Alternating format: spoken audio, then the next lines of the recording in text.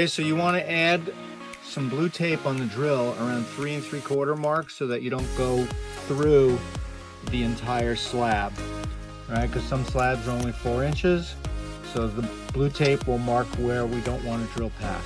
Tape on the drill, we're going to drill, we're going to continue.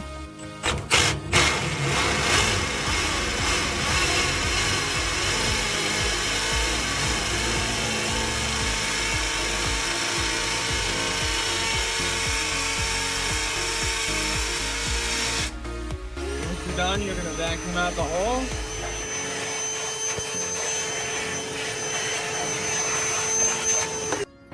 This is a 4.5 inch redhead, and you want to put the washer and the nut on first, because when you place it in the hole, normally if we drilled the hole all the way down, we would hammer this in, and if you hammered the threads on without the nut on there, you could damage the threads and then you won't get the nut on after.